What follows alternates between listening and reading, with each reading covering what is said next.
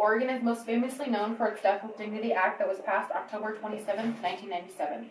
The term remains up for discussion. Is death with dignity a term that many understand, or is death with dignity something that has been so generalized that the goal of it is burdened under confusion?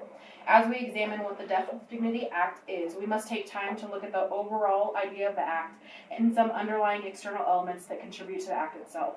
The Death with Dignity National Care Center tells of 3 states where the Act can be utilized. These states are Oregon, Washington, and Vermont. On their website, the National Care Center says that these laws allow mentally competent, terminally ill state residents to voluntarily request and receive a prescription medication to hasten their death. The Act itself sets forth multiple guidelines, eligibility, and requirements for a patient to fulfill before a physician will prescribe the drug.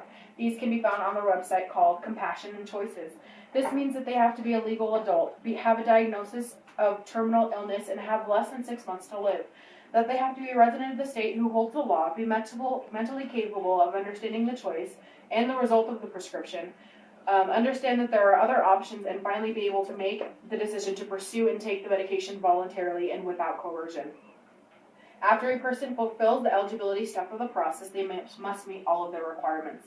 The requirements are that they have a prescribing and consulting physician that agrees to meet the eligibility, that they have 2 oral requests and 1 written request within 15 days of each other, and finally that they have to fill out a request for the medication itself.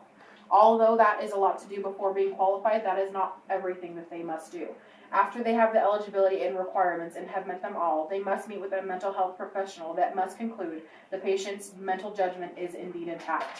After every requirement is fulfilled, a person can obtain a prescription but does not have to pay for it until the prescription is fulfilled.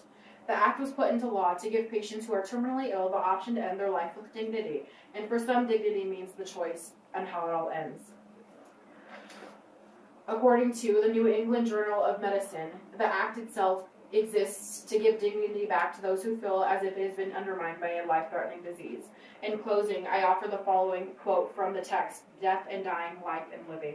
A terminally ill patient making a request under the Oregon or Washington law is doing so to hasten an already inevitable and imminent death. Therefore, the Act cannot properly be equated with suicide. None of the moral, existential, or religious connotations of suicide apply when a patient's primary objective is not to end an otherwise open-ended life, but to find dignity in already impending exit from the world.